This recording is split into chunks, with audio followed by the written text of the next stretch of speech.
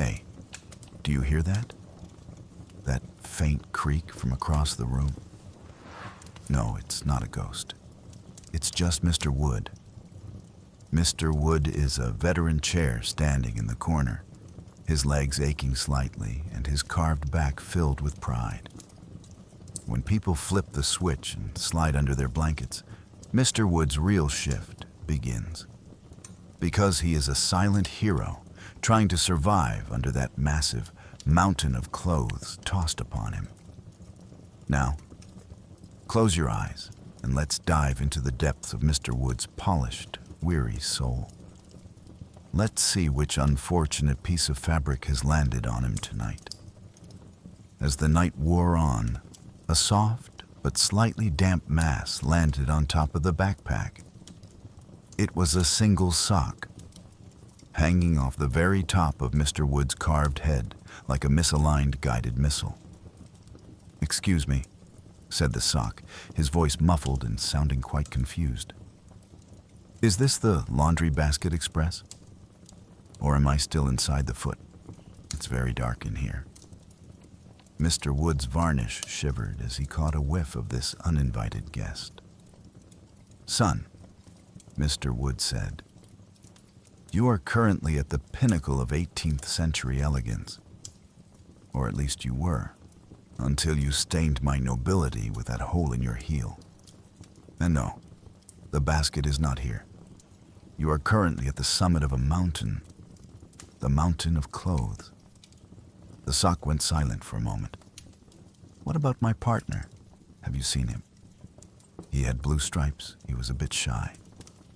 Mr. Wood creaked with pity. "Your partner is likely lost in the dark dimensional portal of the washing machine. Now be quiet. You're interrupting my sleep." Just then, something cold, hard, and snake-like wrapped itself around the mess. The leather belt.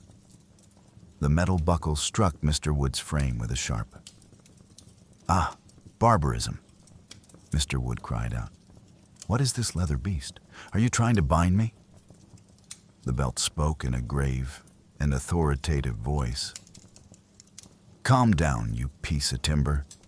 I'm just doing my job. I kept the owner's pants together all day, and now I'm wrapping around you to create a security perimeter.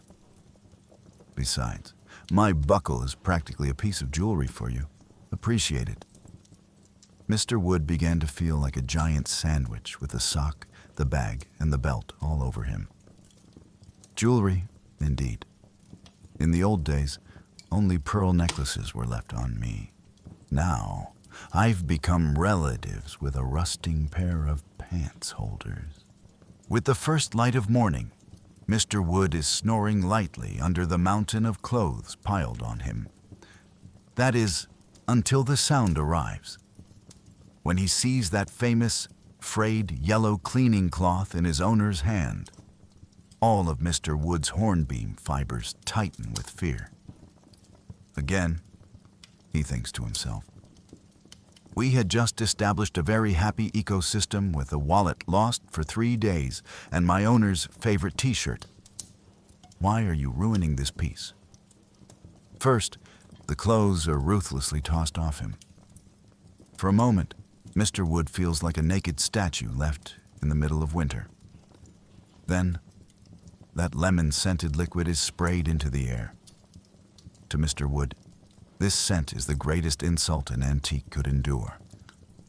I am Wood, he thinks, not a kitchen counter.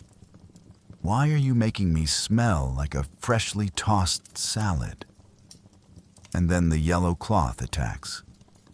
The cloth is so overexcited and so rude that it behaves like a wrestler while trying to get into Mr. Wood's carvings. Mr. Wood starts ranting internally. Take it easy, kid. There was a crumb from last week in the left corner of my carving. He was my friend. Don't rip him away from me. Also, you sprayed that liquid way too close to my cushion. My whole body is itching from all this freshness. When the cleaning is over, Mr. Wood feels like a grumpy cat that's been locked in a room and forced to take a bath. He is shining everywhere. But to him, this shine is incredibly fake. "Look at this," he says to himself. "I'm glowing like a mirror. Now the owner will come and see his reflection in my legs. I hope he throws those heavy jeans on me soon so I can escape this shiny disgrace." As the fake freshness of the cleaning slowly faded, Mr. Wood locked eyes with the mirror hanging on the opposite wall. The mirror was reflecting the light with a self-important air. Mr. Wood never liked the mirror. The mirror only cared about appearances, while Mr. Wood carried people's entire weight, their troubles, and the bills they forgot in their pockets on his back. "You're glowing again," the mirror said, in a cold, glassy voice. "But I can still see that little scratch on your leg. Personally, I think your carvings are a bit outdated." Mr. Wood creaked in response. "At least I reflect the truth, kid. You only show the lies people want to see. Besides, my carvings carry history.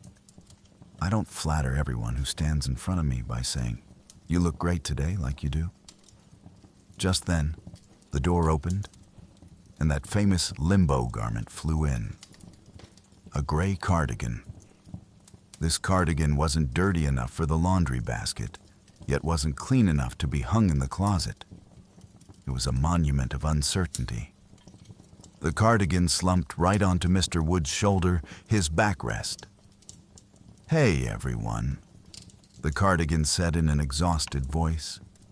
"They really roughed me up outside today.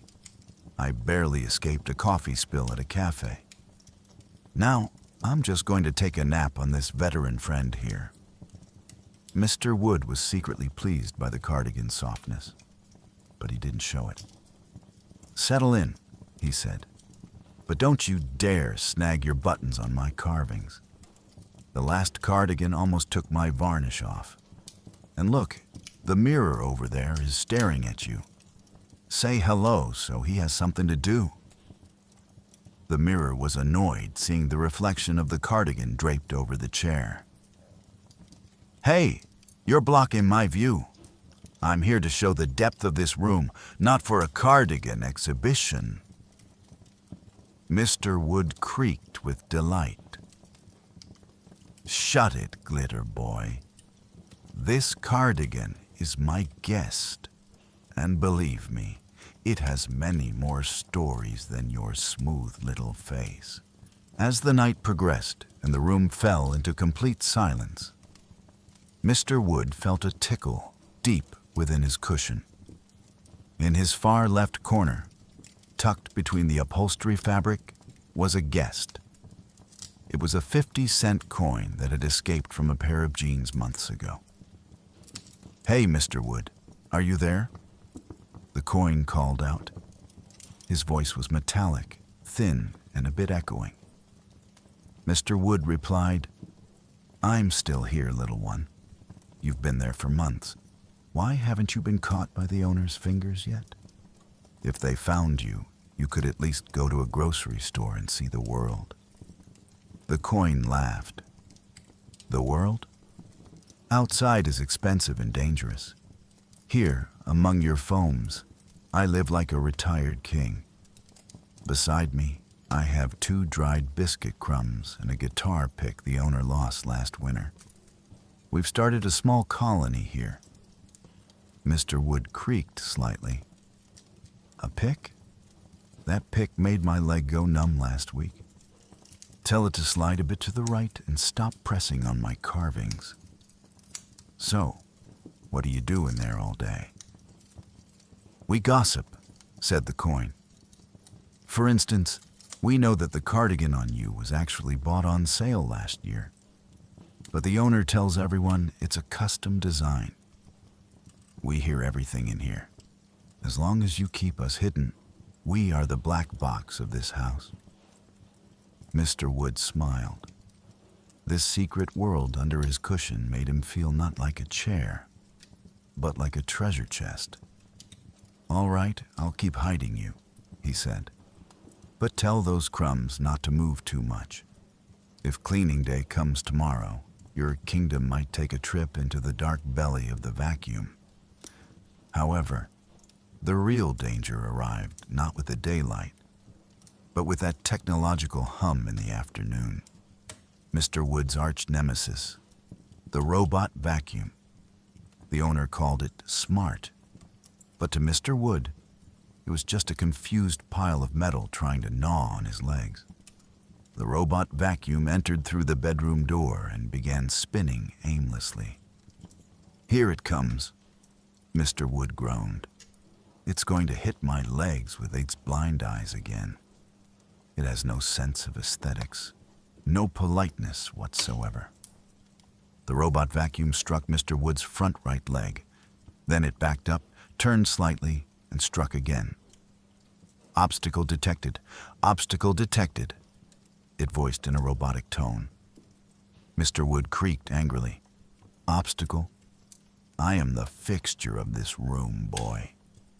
While you were still waiting for orange juice in your charging unit, I was carrying the troubles of this family. Go chase those dust bunnies and stay away from my polished legs." The robot vacuum didn't listen. It stubbornly kept circling between Mr. Wood's legs as if in a maze. The 50-cent coin under the cushion cried out in fear. "Hey, what's happening up there? Is there an earthquake? Is that monster going to swallow us?" "Take it easy, little one," said Mr. Wood. "It's just the rudeness of technology. It's shaking my legs a bit, but it can't shake my soul. Soon its battery will die, and it will return to its sacred nest, and we'll have our silence back." When the robot vacuum finally gave up and moved toward the bed, Mr. Wood took a deep breath. Being Wood is hard, he thought, but at least I don't have to live tied to an electrical outlet. When the room fell silent again, Mr. Wood turned his gaze to the lampshade in the corner. With its slender, tall neck and fabric cap, the lampshade was, in Mr. Wood's opinion, the most elegant item in the room. It never spoke. It merely illuminated its surroundings with its soft, yellow light. Mr. Wood secretly admired the lampshade. "Ah, lampshade," Mr. Wood thought to himself. "How noble you are again. There's no dirty sock on you, no mayonnaise-scented backpack. Just your gentle light." The lampshade's silent and serene demeanor sometimes drove Mr. Wood to distraction. "Sometimes I think," Mr. Wood would ponder, "I wish it would complain a bit, like me, about the jeans tossed on it, or that annoying robot vacuum. But no, it just stands there and illuminates its surroundings. Too cool." One evening, the owner entered the room and pressed the lampshade's button. The lampshade's light spread softly, almost caressing Mr. Wood's carved legs. Mr. Wood felt less tired under this warm glow. It was as if the lampshade was silently telling him to endure. "See?" Mr. Wood muttered to himself. "That's why I love it. It never complains. It just does its job and spreads beauty. I wish one day it would see me with someone sitting on me, so it would understand what a selfless chair I am." The bed, occupying the center of the room with its immense weight, seemed like Mr. Wood's primary rival. But when night fell, they both knew they shared the invisible burdens of this house. As darkness settled, the bed stretched its springs slightly and broke the silence. "Tell me, Mr. Wood," the bed said, its voice deeper and more tired than usual. "How did you carry that heavy winter coat thrown on you today without flinching? I thought for a moment your legs would give out, but you didn't budge. You have a truly unshakable presence." Mr. Wood felt his varnish warm up at the unexpected compliment, though he kept his pride intact. "In our lineage, Being Hornbeam is a heavy responsibility, he replied. But tell me, how do you stay so patient while the owner tosses and turns through those nightmares? If it weren't for your cotton resilience, this man's mind would wake up shattered every morning.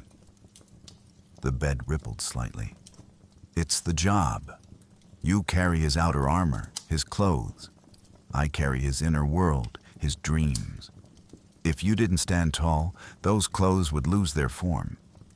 If I weren't flexible, those dreams would turn into torture. For the first time, Mr. Wood felt a clear connection with this massive heap.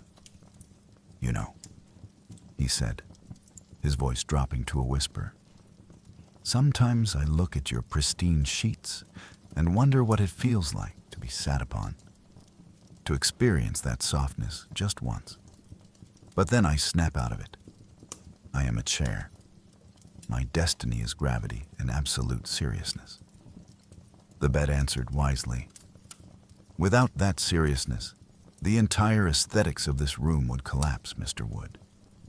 Without your carvings and that noble backrest, I'd be nothing more than a pile of foam. You are the one who gives this room its character. Mr. Wood fell silent at those words. And you give this room its peace, you giant. Go to sleep now. There will be storms over you again tomorrow. I'll be here on guard, don't worry. The door swung open with a rude, unceremonious crash. In came a white, shiny object on wheels. A complete visual eyesore in Mr. Wood's opinion. The owner placed it directly in front of the desk, blocking Mr. Wood's view. The newcomer was nothing but a mass of cheap synthetic material. Not bad for a starter room, the new chair said. Its voice as irritating as the hum of a dentist's waiting room. I've got full mobility with these wheels. Plus, an ergonomic backrest. You realize your dusty carvings only belong in gift shops now, right? No one can actually sit on something as rigid as you and get any work done. Mr. Wood had never encountered such insolence. He glanced at the bed, whose springs were tensed in a mixture of shock and disgust. Keeping his voice as cold and authoritative as possible, Mr. Wood spoke. And who might you be, boy? Try to stand there without leaving streaks on the floor I've spent decades protecting. We aren't just furniture here. We are the historians of this house. The newcomer didn't care. I am modernity. I am speed and comfort. I go up and down with the press of a button. I don't spend my life rotting away in a single frozen position like you.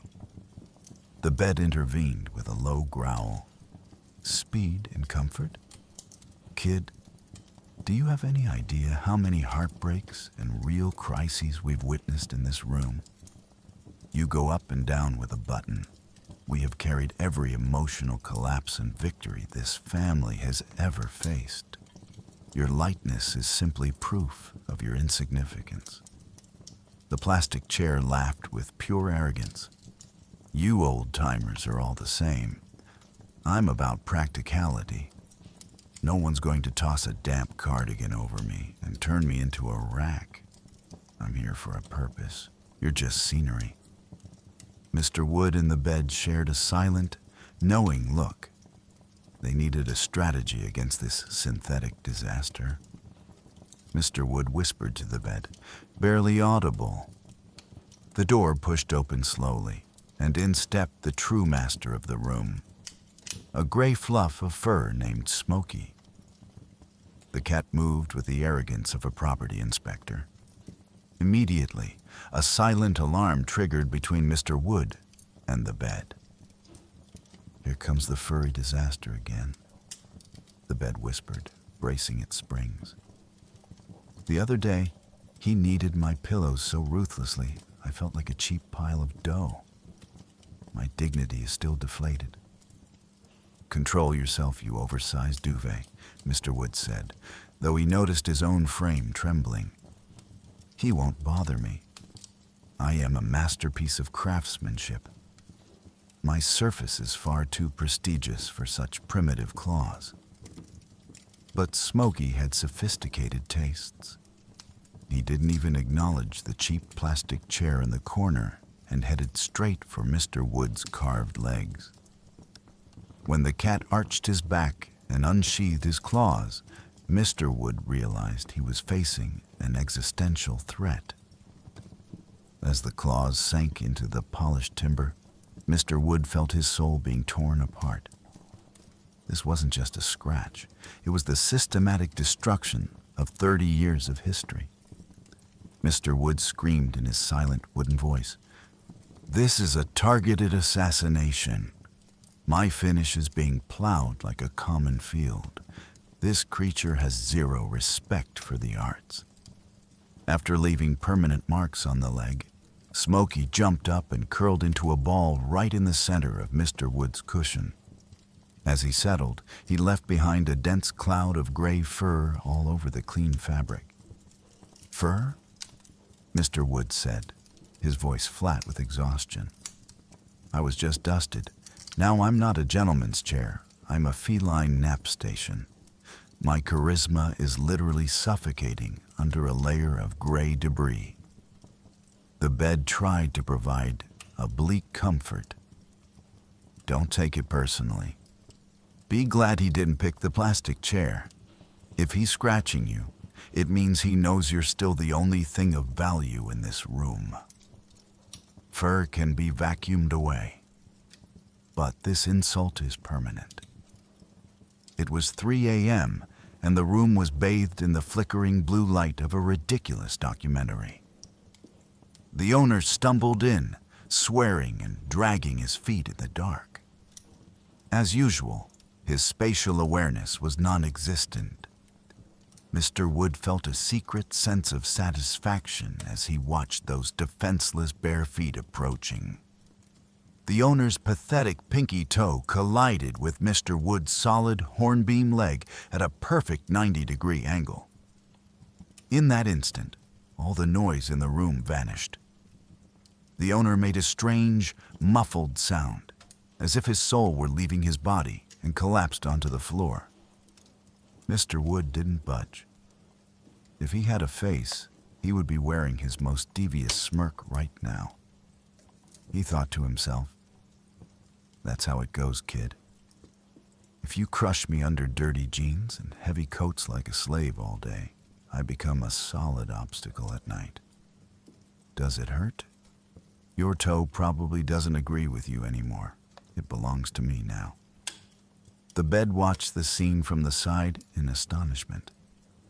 Seeing the man in a fetal position made the bed a bit worried.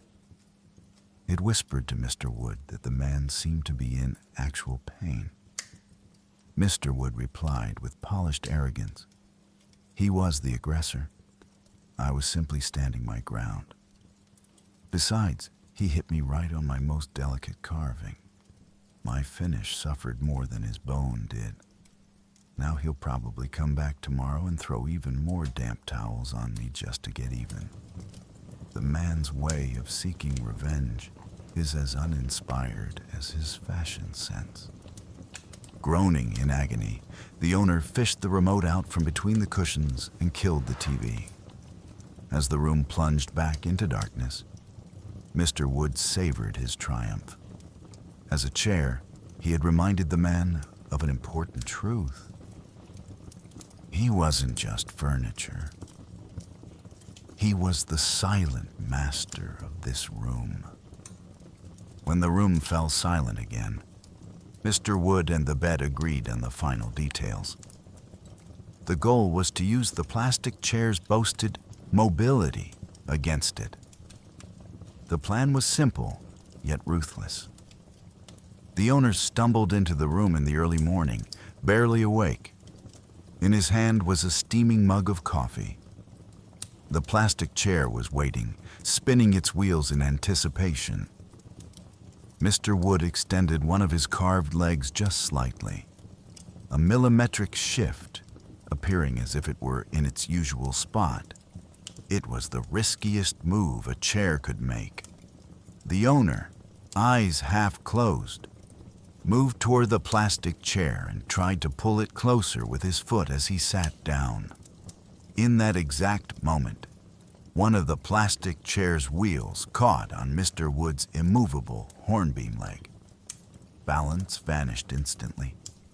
The plastic chair began to slide uncontrollably across the floor.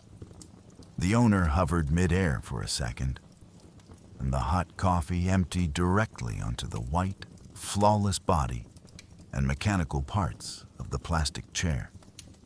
The only sound in the room was the owner's frustrated grumbling and the sticky silence of coffee running down plastic. Mr. Wood watched, not moving an inch.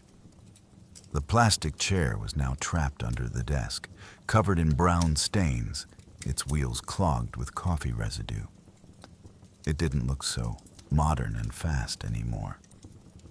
The bed stretched its springs with delight from the side. "I think his wheels are starting to stutter," it whispered. Mr. Wood replied with a proud silence. "Speed is dangerous, kid, especially if you don't know the rules or the terrain of this room. Let him figure out how to clean that coffee stain with his ergonomic back. When something is spilled on us, we wear it like a badge of honor. He's just a dirty piece of plastic now." As the owner stomped out of the room, the plastic chair remained silent for the first time. Mr. Wood continued his watch under the first light of day. With his usual solemnity, the owner returned with a roll of paper towels and a cheap detergent whose scent immediately filled the room. He was trying to clean the coffee-clogged mechanisms of the plastic chair. Mr. Wood watched this pathetic scene from his corner with supreme arrogance. "He's wasting his time," Mr. Wood said, not bothering to hide the contempt in his voice. "Once that coffee seeps into those plastic joints, those wheels will never turn the same way again. Its mechanical soul is permanently stained." As the owner flipped the chair over and tried to force the wheels to spin, a high-pitched, irritating screech echoed from the plastic chair. This wasn't like Mr. Wood's noble hornbeam creak. This was the shriek of a dying machine. "Look at that," the bed whispered. "The man is practically torturing it. That detergent smell is making even my foam ache." When something spills on us, at least we age naturally. This poor thing is melting in a chemical bath. Mr. Wood watched as the owner aggressively rubbed the soapy cloth over the plastic chair. This is what the modern world is all about. You make one mistake, and they try to wipe you away. To fix me, you need sandpaper, varnish, and patience. To fix that thing, you just wipe and move on, because you can't truly repair something that has no soul. The plastic chair lay on the floor like an overturned beetle, its former arrogance completely gone.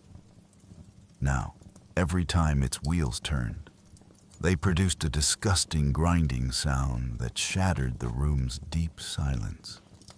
Mr. Wood watched as the owner gave up and left the room. "See that, boy?"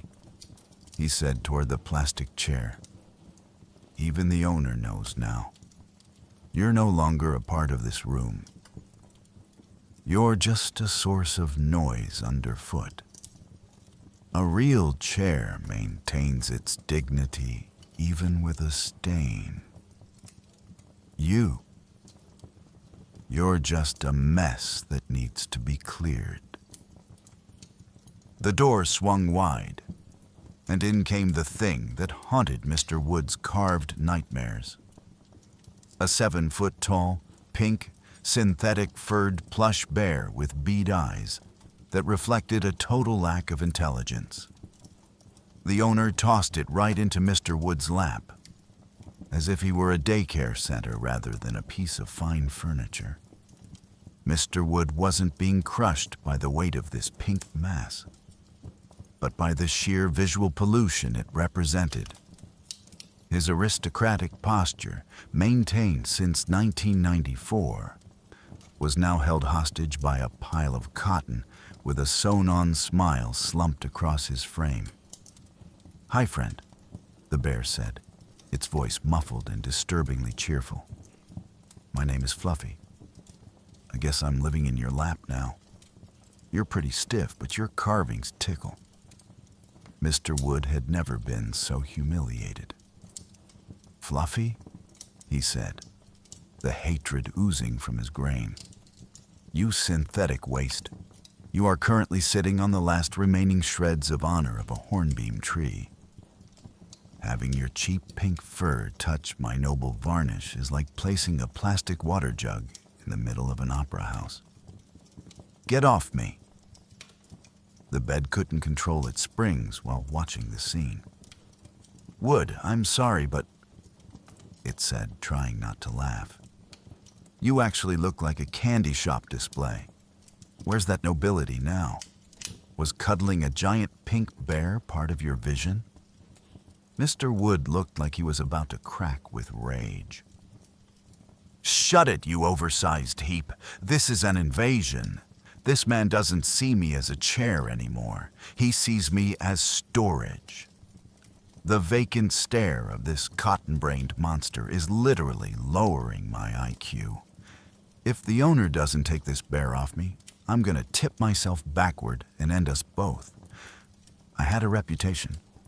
Now I'm a kindergarten prop." The bear just kept grinning, oblivious to everything. "I think we're getting along great, Woody. Maybe the owner will come back and throw that orange blanket over us soon, and we'll be nice and cozy." Mr. Wood remained silent. He closed his eyes, if he had them, and planned the ultimate revenge of a hornbeam tree. One day, he would leave a splinter among those pink fibers. A painful, noble splinter. A week later, the coffee-stained, squeaky wheels of the plastic chair finally wore out the owner's patience. The boxes, having arrived in silence, departed just as quietly, without swallowing Mr. Wood's fears. And most importantly, that pink, synthetic disaster, Fluffy the bear, was now exiled to another corner of the room, perched on an overlooked armchair. The owner walked into the room one morning and approached Mr. Wood. Mr. Wood's heart, if a chair could possess one, began to beat slowly. In the owner's hand, there was no dusting cloth, no coat. Only a tired expression and a hand reaching out to sit on Mr. Wood. "I suppose you're still the most comfortable old friend," the owner mumbled, gently touching Mr. Wood's carved back. Mr. Wood did not particularly enjoy this familiar touch. For him, it was merely an act of acknowledgement. As the owner settled, Mr. Wood felt the familiar weight that his legs had carried for years. It was as if he had returned to his throne after a long exile. But this was not marked by shouts of triumph, but by a quiet, dignified resolve. "Did you see?" Mr. Wood whispered towards the bed. "Everything has fallen back into place. That cheap plastic has been discarded as it deserved. That furry monster has been relegated to an unseen decoration. And I, the unwavering pillar of this room, am back on duty." This man, eventually, accepted the truth. No modern nonsense can truly replace genuine craftsmanship. The bed stretched slightly. "I always knew, old friend," it said. "Your place was always here. Sometimes people just need to experience a few adventures to appreciate the value of old companions." Mr. Wood nodded. As the sun set outside, the room's lights slowly dimmed. Mr. Wood, despite the chronic ache in his legs, continued to stand tall. On him rested only a light jacket, worn by the owner earlier in the day. As the silence of the night settled, Mr. Wood pondered. The fate of this room rested on his carved legs. He was not just a chair. He was the silent witness, the weary sage, and the source of never-ending humor in this house. And yes, despite everything, he would continue to guard the room and all the absurd lives within it. His eternal watch thus continued.